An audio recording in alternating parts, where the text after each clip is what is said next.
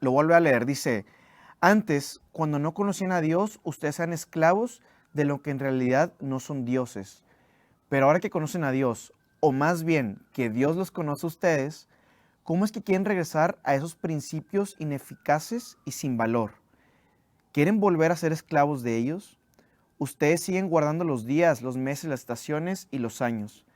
Temo por ustedes que tal vez me haya estado esforzando en vano. ¿Ok? Vamos a empezar a ir analizándolo. En este no va a haber tanto una temática de 3 puntos, como generalmente lo hago, sino va a ser como que más, pues son poquitos versículos que van a ser, pues son creo que 4 versículos, pues van a ser esos cuatro puntos que vamos a ver, ¿no? El primero dice, antes cuando no conocían a Dios, ustedes sean esclavos de lo que en realidad no son dioses. Si se fijan, viene dioses con D minúscula, ¿no? Y es un término que vamos a estar utilizando mucho aquí, ¿no? Entonces, hay que recordar un poco el contexto de los Gálatas. Esta carta fue escrita ¿por qué? Porque Pablo llega a las iglesias de Galacia, predica el Evangelio, predica a Cristo crucificado, ¿ok? Y les dice que el Evangelio son las buenas noticias ¿de qué? De que somos salvos por medio de qué cosa? De la fe, únicamente. ¿Y qué es lo que estaba pasando? Había falsos maestros en las iglesias de Galacia que están diciendo que, oye, ¿sabes qué? Sí es por fe, pero aparte tienes que sumarle obras, ¿no? Estaban judaizando a las personas que estaban en Galacia. Entonces, como ya lo habíamos platicado, es totalmente incoherente, porque es fe en que alguien ya cumplió la ley por ti, pero aparte tienes que seguir haciendo la ley. Entonces, como siempre lo decimos aquí, estás diciéndole a Jesús, oye, pues tu chamba no fue suficiente, que hayas venido del cielo a encarnarte y a pasar toda esa humillación y a morir por nuestros pecados, no es suficiente, y por eso tengo que hacer de mis méritos, ¿para qué?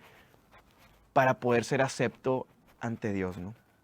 Entonces, Pablo les dice, oye, yo llegué, les enseñé, lo entendieron, cambiaron, tuvieron una transformación en sus vidas, y ahora les tengo que enviar esta carta ahora que yo estoy lejos, porque me entero de que, pues, no entendieron, parece que no entendieron. O sea, ¿por qué se hagan convencer por esos falsos maestros de que tienen que estar cumpliendo la ley de Moisés ya? O sea, no lo tienes que estar haciendo. No estás descansando en el Señor, ¿no? Y pues ese es el contexto de la carta y el por qué está explicando todo esto, ¿no? Entonces, Pablo, en esos versículos que vamos a estudiar, les dice, antes, cuando no conocían a Dios, ustedes eran esclavos de los que en realidad no son dioses. Entonces, en ese pequeño espacio, les está diciendo, les está como que recordando lo que eran antes de que Él les presentara al único Dios, al Dios vivo. Les está diciendo, a ver, ustedes adoraban dioses y abrieron los ojos y se dieron cuenta que no eran dioses. ¿Ok? Prácticamente les está diciendo esto, ustedes sean esclavos de los que en realidad no son dioses. Entonces, sabemos, los Gálatas no conocían y por ende no creían en el Dios vivo, que es el Dios que conocemos nosotros, ¿no? Que el Dios que envió a Jesús, el Hijo el Padre de Jesús, que está desde el principio de la creación con Jesús y con el Espíritu Santo, glorificándose, pero ellos tenían muchísimos dioses, era un pueblo pagano. Tenían un dios que del sol, que la lluvia, que de esto, que del trueno, etc., etc.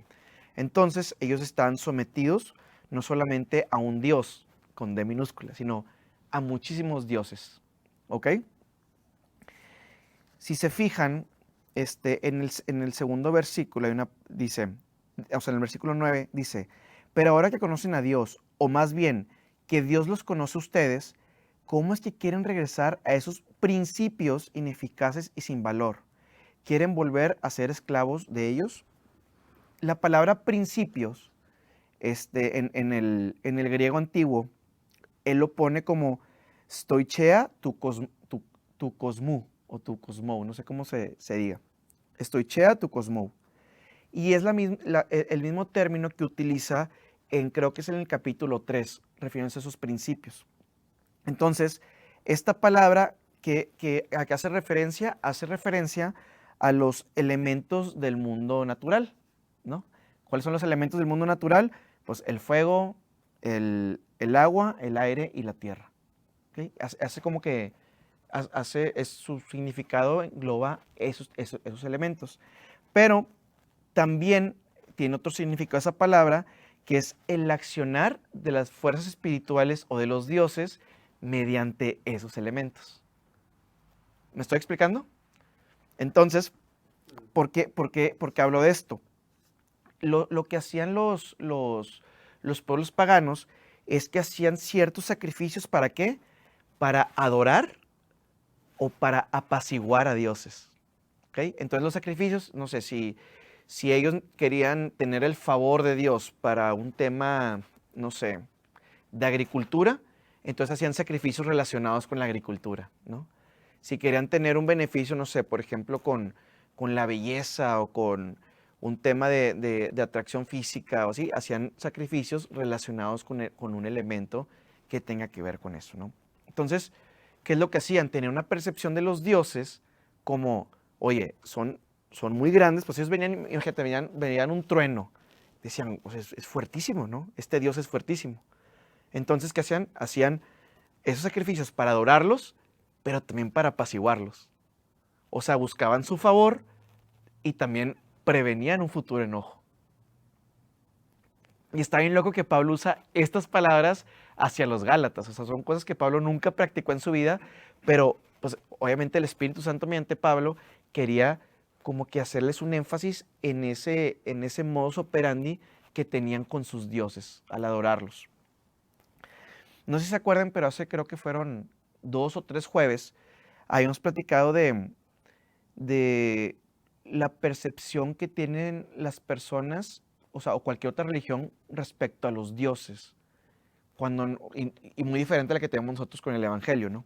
Cuando tú tienes una percepción de un Dios lejano, o de un Dios que no es como nuestro Dios, que es nuestro Padre, que somos adoptados, ¿qué es lo que sentimos? Primero, un sentimiento de esclavitud, no sé si se acuerdan. Hablé que sientes 3 cosas. Un sentimiento de esclavitud. Segundo, es una relación impersonal y que trae con eso estar buscando acciones para tener una recompensa o un temor de que tengas un castigo. Así como un perrito.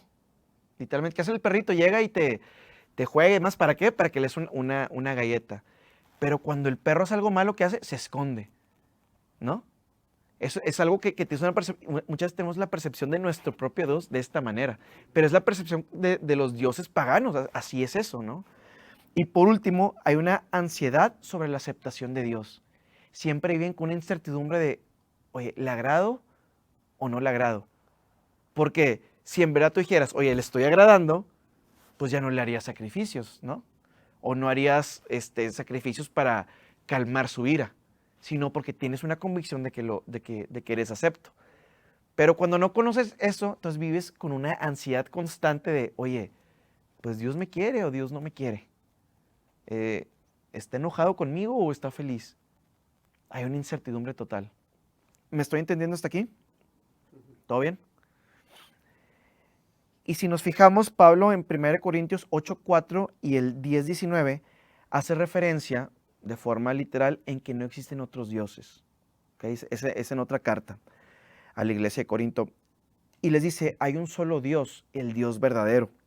O sea, Zeus, Apolo, Poseidón no existen. O sea, hay un solo Dios, no existen los otros dioses. Y luego añade esto, y esto sí se los voy a leer, en 1 Corintios 10, del 18 al 20. Dice, considera al pueblo de Israel, 2 puntos. ¿No entran en comunión con el altar los que comen de lo sacrificado? ¿Qué quiere decir con esta comparación? Que el sacrificio de los no judíos, que el sacrificio que los no judíos ofrecen a los ídolos sea algo, o que el ídolo mismo sea algo, no, sino que cuando ellos ofrecen sacrificios, lo hacen para los demonios, no para Dios. Y no quiero que ustedes entren en comunión con los demonios. ¿Okay? O sea, ahí te está tirando una directa. Está diciendo, oye, pues le des sacrificios a los dioses. Y no te estoy diciendo que esos dioses sean dioses, no existen los dioses, pero sí hay un efecto espiritual. ¿Y qué es lo que está pasando? Que estás haciéndole un sacrificio a un demonio. ¿Quién es el príncipe del mundo? Satanás. Y dice la Biblia que detrás de todo ídolo hay un demonio. Exactamente. Es a lo que voy. Los Gálatas, escucha esto, los Gálatas ya habían sido libres y habían abierto los ojos hacia que existía un solo Dios y que los dioses que adoraban no eran dioses, sino eran demonios. Porque aunque los dioses, entre comillas, no existen como tales, podemos quedar sujetos a fuerzas espirituales malignas si adoramos cualquier cosa que no sea Jesucristo. O sea, si tú adoras cualquier cosa que no sea Jesucristo, puedes crear un efecto espiritual y un efecto totalmente tangible. Yo no dudo que cuando ellos sacrificaban a sus ídolos, había efectos sobrenaturales. Y lo hemos visto en nuestra cultura, que hay adoración a ídolos que no son Jesús, y a cierto punto vemos a nuestros ojos milagros. Pero no son, o sea, son efectos que solo llevan a ¿qué? A muerte y condenación. Es muy clara la Biblia en esto y no son palabras mías, aquí viene. Y está bien fuerte esto porque al final del día no es que vivamos en una temporada o en una etapa del mundo, sino que el hombre siempre ha sido así. Nosotros vivimos bajo el sálvense quien pueda. ¿Qué es lo que buscamos? Buscamos, oye, quiero ser agradable a Dios, ¿para qué? Para mi beneficencia, para mi salvación, para que me vaya bien en el trabajo. Me voy a sacar para sanar de... Es algo totalmente egoísta. Por eso los Gálatas hacían sacrificios y adoraban dioses. ¿Por qué? Porque buscaban sus propios beneficios, su propia salvación, su propia seguridad. Pero nosotros adoramos igualmente dioses, pero con otro empaque diferente. ¿Para qué? Para salvarnos de la misma manera que ellos. ¿Ok? Dioses actuales no están en el mismo empaque de los dioses de antes. Y vamos a ir profundizando en esto. Por ejemplo, si tu mayor anhelo en la vida son las riquezas, entonces ¿cuál va a ser ese ídolo? El dinero. El dinero te va a controlar. Va a ser lo primero que vas a pensar en la mañana y va a ser lo último que vas a pensar en la noche. Y en el momento en el que no se debe pensar nada, va a estar pensando en algo relacionado con el dinero, algo relacionado con los negocios. ¿Por qué? Porque al final del día te está controlando. Y tú, con tus pensamientos, con tu vida, con tu accionar, le estás rindiendo culto. Lo estás adorando, lo estás enriqueciendo, lo estás haciendo Señor y Salvador de tu vida. Porque en tu cabeza, ¿qué piensas? Cuando tenga esta cantidad de dinero, cuando tenga este negocio, cuando tenga esta cantidad de propiedades, voy a ser feliz. Entonces, es tu Dios, es tu ídolo. Otra, imagínate el que desde pequeño naces con una mentalidad de que cuando te cases vas a ser la persona más feliz del mundo. Tienes una necesidad tan grande que dices, es que casándome con esta persona, voy a ser el más feliz del mundo y toda tu esperanza, toda tu felicidad, toda tu salvación está en ese hombre, ese novio que tienes o esa novia que tienes. ¿Qué pasa? Vas a girar toda tu vida en esa persona, que ¿qué es lo que va a pasar? Te va a poder maltratar y no la vas a dejar. Va a pasar cualquier cosa y no lo vas a poder dejar, porque en el momento que él se vaya, se te acaba la vida. Entonces, ¿qué es? Es un ídolo. Es un ídolo. Empezamos a hacer cosas fuera de lo común que son total adoración a esos ídolos. ¿Cuál otro? Imagínate una persona que tiene un hambre excesiva del poder. Tiene hambre excesiva del poder, entonces, ¿de qué va a ser esclavo? De la traición. Va a pisar a quien tenga que pisar. ¿Para qué? Para llegar a ese objetivo que lo va a hacer feliz y lo va a salvar de esas depresiones que tiene, de esas inseguridades que tiene. Entonces, todo ídolo, ¿qué es un ídolo? Es un Dios fake. Ídolo es toda aquella persona, toda aquella cosa que está tomando el lugar de Dios en tu vida, es un ídolo. Le estás rindiendo un culto en tu día a día y aparte tiene un control total sobre ti. Hay una esclavitud, no puedes dejarlo. Lo mismo puede ser con un vicio, lo mismo puede ser con un hábito, no puede ser con un círculo social, sentirte aceptado, sentirte amado, cualquier cosa.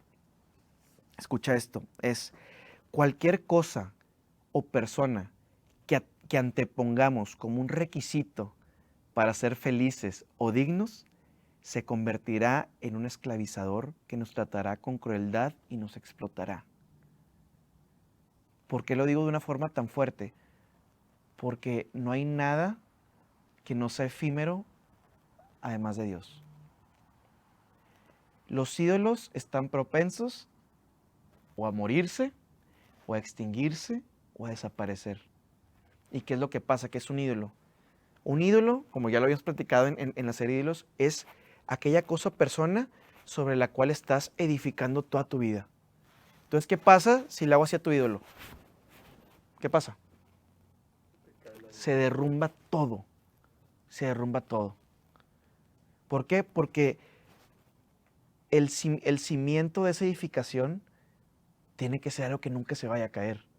Y que es lo único que es eterno, que es fiel, que es para siempre, Dios. Entonces, si nosotros cimentamos nuestra vida sobre Dios, no hay nada que lo va a tumbar. Es el creador de todo lo que existe, es lo más fuerte que existe, es lo más estable que existe. Tu vida va a tener sentido y sobre eso vas a edificar todo lo que eres. Pero cuando tu cimiento es una persona, una cosa, una persona, no hay nadie que no sea pecador, no hay nadie que no traicione, ¿qué va a pasar? Te vas a decepcionar, vas a sufrir. Eso es un ídolo. ¿Qué pasaba con... ¿Tú crees que las personas que idolatraban a todos los dioses llegaban a un punto de satisfacción? Claro que no.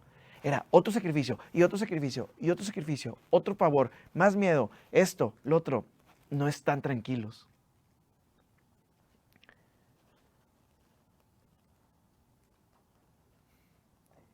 Sin el Evangelio, acudimos a la creación de un ídolo e inevitablemente estarás bajo la esclavitud de aquel ídolo. Es lo que cambia el Evangelio. Es lo que cambia el Evangelio. Ahorita vamos a tocar más a profundidad eso, pero digo, nada más como un contexto, pues, ¿cómo puedes identificar un ídolo?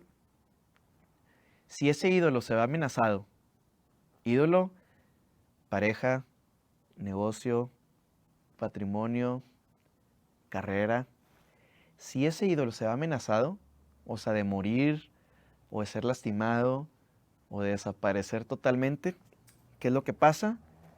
Llega una ansiedad y una pérdida de control. Es una forma bien fácil de identificar un ídolo. Es un apego tan fuerte que, híjole, empiezas como que a salirte de tus casillas. Hay muchos, ¿verdad? Pero les quiero dar solamente dos. Y la segunda es que si ese ídolo se va, se desmorona la estructura de tu vida.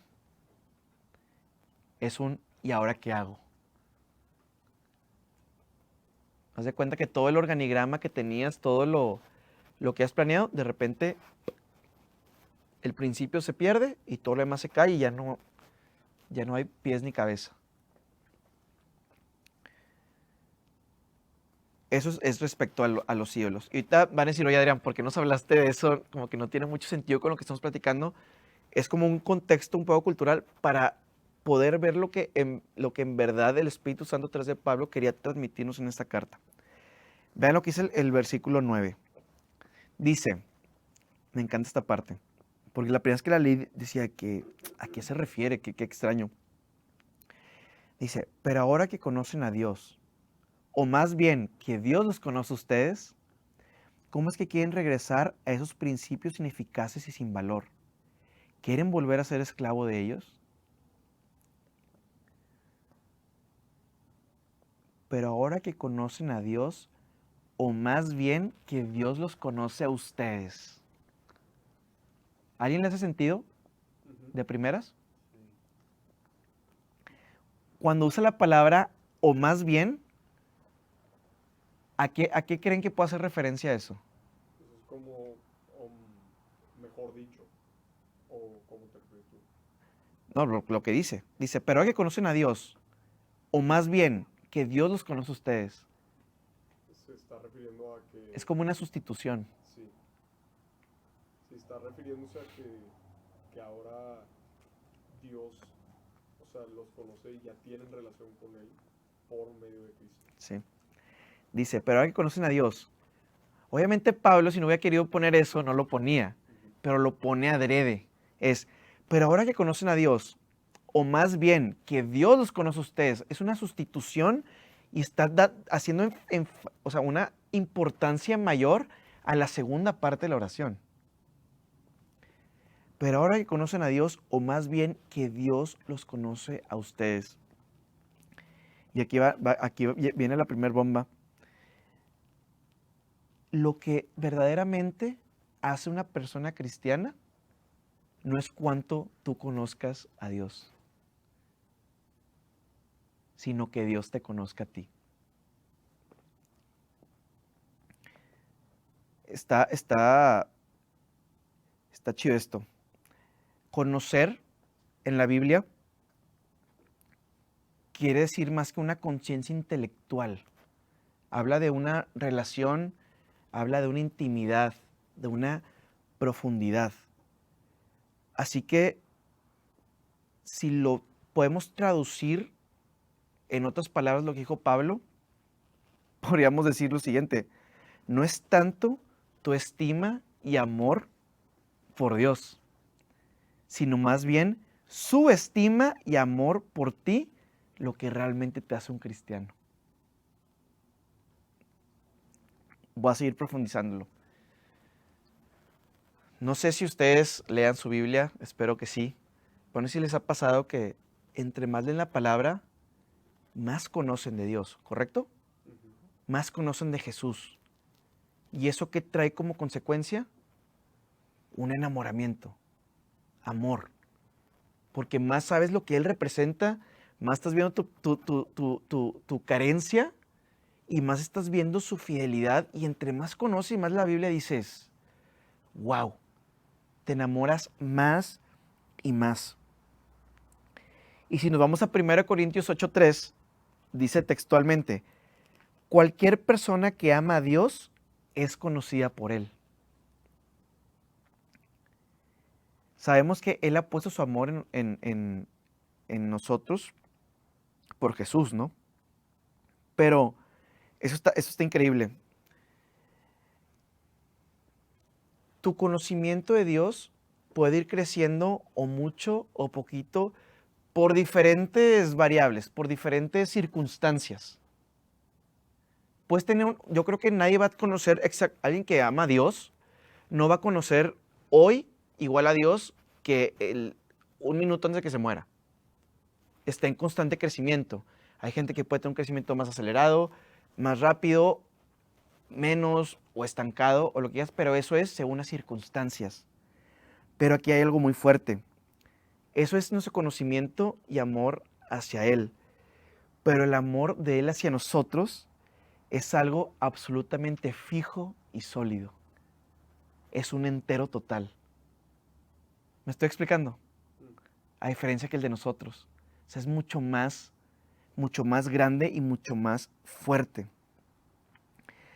El único Dios que existe, el Dios verdadero, gracias a Cristo Jesús, te acepta, te adopta, te ama y te ve de la misma manera que ve a su único Hijo, el ser más poderoso y creador de todo lo visible e invisible. No solamente te ama, sino que aparte te amó primero.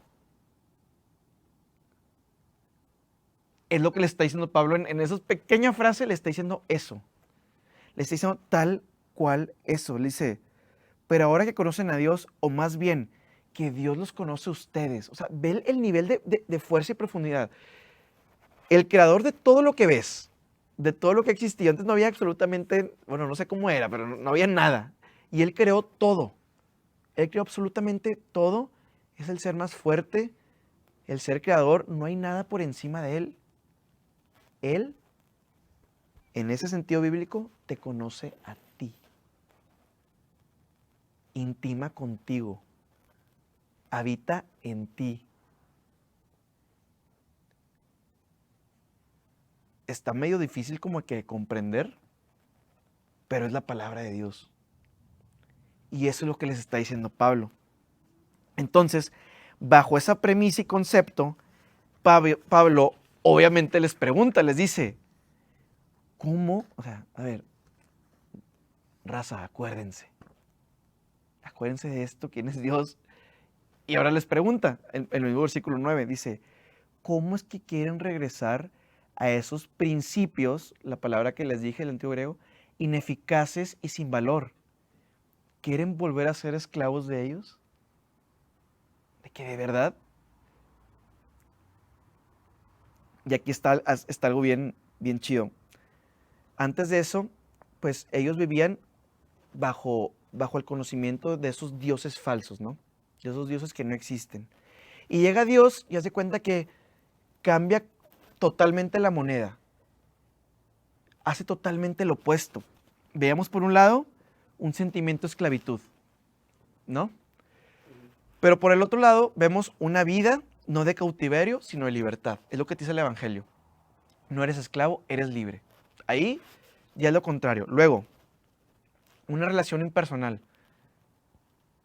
donde estamos deseosos por esas recompensas, esas bendiciones, y estamos totalmente temerosos de los castigos. Estaban así, ¿y qué pasó? Llega Dios, que es un Dios que no es impersonal, sino es un Dios que intima contigo, que te habla a ti directamente, que habita en ti. Y luego en el tercer hay una ansiedad sobre la aceptación de Dios, y el Evangelio que te dice es una convicción de que no solamente eres aceptado por Dios, sino que eres adoptado y estás en su familia espiritual, que es tu papá. O sea, llega el Evangelio a decirles, oigan, todo eso está mal, ten esto, eres totalmente libre. ¿Y eso qué causó en ellos? Una transformación, pues se quedó la iglesia ahí. Y luego cambian, y es por eso Pablo les dice, ¿cómo es que quieren regresar a esos principios ineficaces y sin valor? ¿Quieren volver a ser esclavos de ellos? Pero ojo, ellos ya se habían dado cuenta que esos dioses no existían, esos dioses con D minúscula. Se habían dado cuenta de que había un solo Dios y era el Dios vivo, ¿correcto? Entonces, ¿se refería a estar regresando a esos antiguos dioses, Pablo? O sea, ¿ustedes creen que ellos dijeron, no existe Dios, déjame voy a tener otra vez 200 dioses? Pues puede ser, porque la palabra en griego puede que sí se traduzca a eso. Bueno, escucha esto. Los Gálatas hablan de esclavitud. ¿Se acuerdan el capítulo pasado? Ojo, los Gálatas, antes de conocer a Dios, estaban esclavizados. Acuérdense cuál es el mensaje principal de la carta de Gálatas. Que el Evangelio es igual a fe. Cuando es fe más algo, ¿qué es? No es Evangelio. ¿Ok? ¿Y qué era ese más algo que están haciendo? Las obras de la ley. Esa es la carta, ese es el corazón de la carta, lo que reprende él. Los Gálatas antes de conocer a Dios están esclavizados. Pero ahora, conociendo a Dios, vuelven a estar esclavizados. Al final, la persona religiosa está tan perdida y esclavizada como la persona que no conoce a Dios. ¿Por qué? Porque ambas están tratando de ser su propio Señor y salvación, pero de diferente manera. Ellos, antes de conocer a Dios y conocer el Evangelio, están totalmente esclavizados a sus dioses. ¿Para qué? Para buscar una seguridad. Pero ahora conocen el Evangelio, pero ¿qué es lo que pasa? No descansan en fe, sino que ellos quieren hacer más obras para ser aceptados. Entonces volvieron a estar esclavizados, pero con otros dioses, que se llama religión, que se llama obras. Entonces estabas empinado, conociste el Evangelio, cambiaste y volviste a estar empinado. Solamente le cambiaste el nombre a tu Dios. Tu Dios antes se llamaba, no sé, de un nombre así de... Thor. Tu Dios antes se llamaba Thor y ahora se llama... Tu Dios antes se llamaba Thor, pero ahora tu Dios se llama... No puedo comer carne de cerdo porque esto no le gusta a Dios y si no lo hago no soy acepto a Dios. Tengo que levantarme todos los días a las 5 de la mañana a leer la Biblia porque si no Dios va a estar enojado conmigo.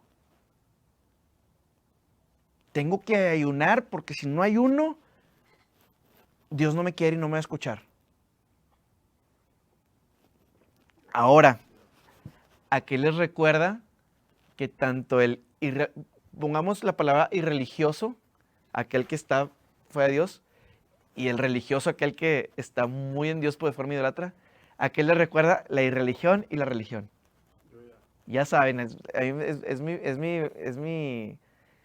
mi historia favorita, La parábola favorita. mi palabra favorita. Sí, es parábola. Sí, es parábola.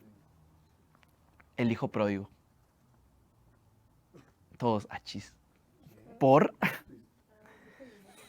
¿Qué es lo que estamos viendo con el hijo pródigo? Estamos viendo un irreligioso y otro religioso buscando recompensas egoístas. Nadie quería al padre por lo que era. Nadie creyó que en su padre podría encontrar todo lo que necesitaba. Estamos viendo, todos conocemos la historia del hijo pródigo, de perdido la hemos escuchado. ¿Qué es lo que pasa? Hay un hijo, el cual dice, ¿sabes qué? No me interesa, papá. Dame lo que me corresponde de la herencia y voy a vivir mi vida. Voy a vivir eso que a mí me va a hacer feliz. Esa libertad, que es ser irreligioso. Entonces te vas y estás alejado de Dios. Pero ¿qué pasa? En casa tenemos a otro que está portándose bien y haciendo sus deberes y obras y obras y obras, pero en el corazón no era por su padre, ni lo que tenía su padre, sino era porque él quería ganarse eso que él se merecía por hacer esas obras. ¿Cómo nos damos cuenta de eso? Regresa el hijo irreligioso, dice, oye, ¿sabes qué? Esto a mí no me... O sea, pues estoy totalmente vacío. Llegué a un punto de inflexión en el que extraño a mi papá, quiero estar en la casa de mi padre, quiero alimentarme con él, que lo extraño. Estoy comiendo como cerdo cuando aquí comía en un palacio. Llega y ¿qué pasa con el hijo, con el hijo que se quedó? Dice, ¿cómo lo aceptas? No se puede. Y tú ni siquiera me has dado un cabrito a mí y aparte yo he hecho esto, y salió el religioso. Entonces nadie lo hacía por amor al Padre. Tanto el irreligioso como el religioso están bien lejos de Dios. Tanto el que se fue a otras regiones como el que vivía en la casa de su padre, los dos estaban totalmente alejados de Dios. Y aquí está muy fuerte algo, porque aunque los dos estaban alejados de Dios, el irreligioso sabía que estaba lejos de Dios y por eso volvió. Pero ¿cuál es el problema más grande? Que el religioso, él sí pensaba que estaba con Dios. Eso es crítico y es, yo creo que lo peor que le puede pasar a una persona. Creer que está con Dios, pero en verdad no lo está. Y estar convencido de eso. Exacto. Y ahí es donde conecto con el último pasaje que viene aquí. Dice, ustedes siguen guardando los días, los meses, las estaciones y los años. ¿Qué está diciendo esto? Estás guardando las festividades y las ceremonias. Estás cumpliendo con la ley, con la ley, con la ley. Y lo dice, temo por ustedes, que tal vez me hayas estado esforzando en vano. Pablo teme mucho porque ellos en verdad piensan que están con Dios. Y piensan que esas obras extra que están haciendo, de verdad los está haciendo aceptos a Dios. Ellos piensan que están haciendo las cosas bien. Tienen un velo. Causa temor en Pablo. Si no conoces el Evangelio, ¿de qué se trata? Nosotros, fue la creación, llega la caída, tenemos una naturaleza pecaminosa, la cual nos destituye de la gloria de Dios. No hay una persona en la historia que no haya pecado, no hay una persona que no tenga malos pensamientos, no hay justo ni siquiera uno. Solamente Cristo Jesús. La paga del pecado, lo he dicho muchas veces aquí, es la muerte, lo dice la palabra. Entonces, ¿qué pasa? Ante nuestra imposibilidad, Dios manda a su único hijo a que viviera con esas limitaciones, con nuestras mismas tentaciones, con todas nuestras limitaciones, todo lo que tenemos nosotros, toda nuestra naturaleza, Él lo vivió, cumplió la ley, y el único bueno en la historia, el único santo en la historia, murió en la cruz como un maldito. Se hizo maldición para que nosotros tuviéramos ese intercambio. Que es un intercambio que todo mi pecado y el pecado de toda la humanidad iba a estar en esa cruz. Y que la santidad de Jesús que estaba en esa cruz viniera a mí. Y Él en ese momento experimentó la ira de Dios, o sea, el infierno mismo y la paga que todos nosotros necesitamos.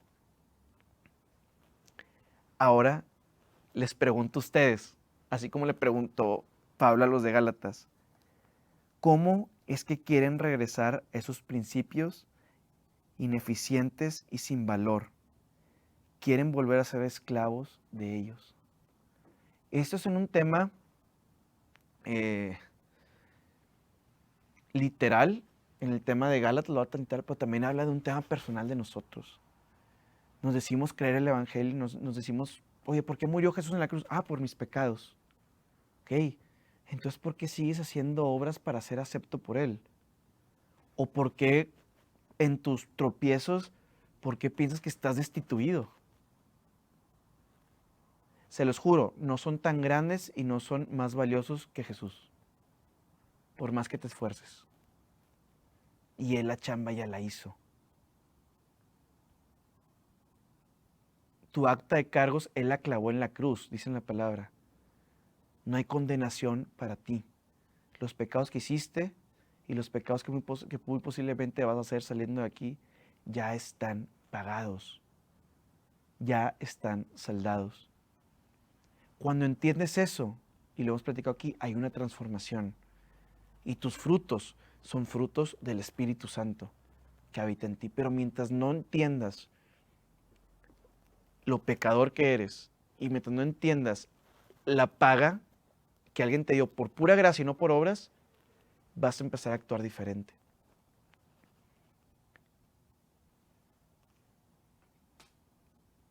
Y me hice esta pregunta y dije y pensé, ¿por qué la gente quisiera regresar?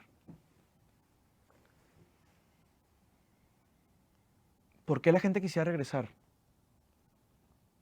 Y piénsenlo, ¿por qué la gente quisiera regresar a esa esclavitud de antes de conocer a Dios? Hay solamente una respuesta y estoy seguro de esa. Porque no le creen a Dios. Yo creo que también porque, perdón, interrumpí, No, pues, porque capaz no se sienten dignos o algo así. exacto, no le creen a Dios. Quieren regresar porque no creen en el Evangelio, no creen a Dios. Y esa es la raíz de todos los ídolos. No creerle a Dios. Hay una palabra hay una frase que me encantó, que no sé si conozcan a Paul Washer, pero le preguntan, oye, ¿cuál es el acto de fe más grande que pueda haber, que puedo hacer? Y dice, para mí, el acto de fe más grande es ver en el espejo de la palabra de Dios. Ver mi pecado, ver mis limitaciones, ver mis errores, ver mi condición basura que tengo. Pero también es creer cómo Dios me ve mediante esas palabras. Es el acto de fe más grande que puedes tener. No hay otro. No solamente ver tu error, sino de verdad creerte lo que Jesús hizo por ti y lo que Dios te ama. Eso es. Nuestra inseguridad, está bien fuerte, pero nuestra inseguridad sobre la aceptación de Dios es lo que nos hace buscar vías alternas que se llaman ídolos. No hay otro. Así que si te puedes quedar con algo, de verdad que se te olvide absolutamente todo lo que dije. Pero no creo que escuche cliché, pero créele a Dios. Créele a su palabra. Es un espejo su palabra. ¿Por qué? Porque su palabra exhibe de una forma terrible. Terrible. Te hace sentir bien chafo. Pero también vas a ver unos ojos que te están viendo a ti de una forma que nunca nadie lo va a hacer jamás.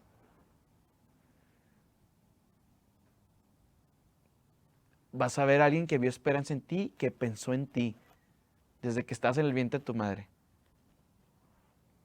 Vas a ver los ojos de alguien que dijo, vale tanto la pena que voy a enviar a mi hijo.